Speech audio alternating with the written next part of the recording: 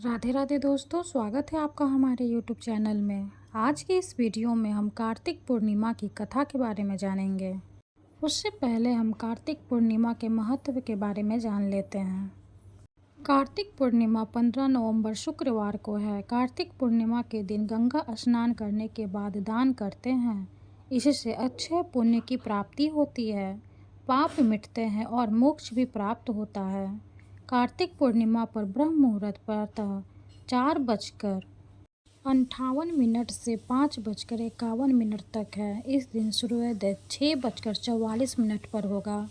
कार्तिक पूर्णिमा के दिन व्रत रखकर भगवान शिव, सत्यनारायण भगवान, चंद्रमा और माता लक्ष्मी की पूजा करते हैं। पूजा के समय कार्तिक पूर्णिमा की व्रत कथा पढ़ते हैं। इससे इस दिन का महत्व पता चलता है।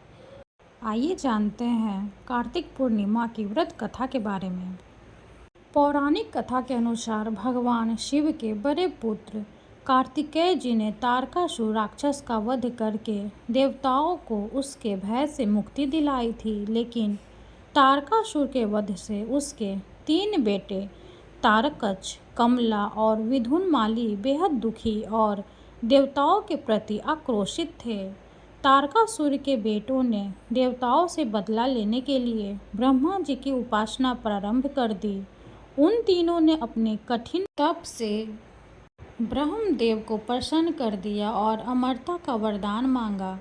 ब्रह्मदेव ने कहा कि यह वरदान नहीं दे सकते हैं, कोई और वरदान मांग लो। तब तीनों भाइयों ने कहा कि आप हमारे लिए 3 अलग अलग नगर बना दें, जिसमें वे रहकर पृथ्वी आकाश सब भ्रमण कर सके। 1000 साल बाद जब तीनों भाई मिले तो तीनों नगर मिलकर एक हो जाए। जो देव एक ही बाण से इन तीनों नगरों को नष्ट कर दे, उसके हाथों ही हमें मृत्यु की प्राप्ति हो। ब्रह्मदेव ने उसको यह वरदान दे दिया। वरदान के प्रभाव से 3 नगरों का निर्माण हो गया। तारकच के लिए सोने, कमला के लिए चांदी और विदुनमाली के लिए लोहे का नगर बना था। उन तीनों भाइयों ने तीनों लोकों पर अधिकार कर लिया।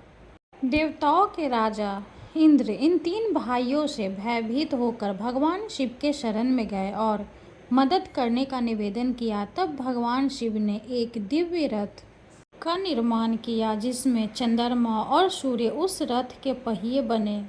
इंद्र, यम, कुबेर और वरुण उस रथ के घोड़े बने।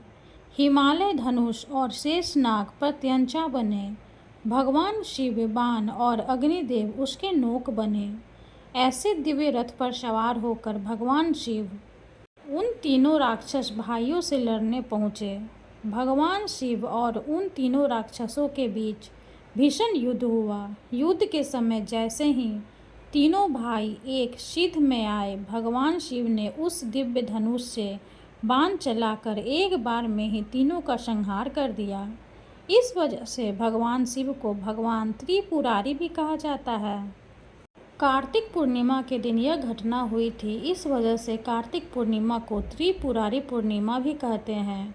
तीनों राक्षसों का वध होने से सभी देवी और देवता प्रसन्न हुए। उन्होंने भगवान शिव की पूजा की। उसके बाद से काशी में जाकर गंगा स्नान किए, फिर वहां पर दीपदान किया। इस वजह से कार्तिक पूर्णिमा की शाम को देव दीपावली मनाई जाती है।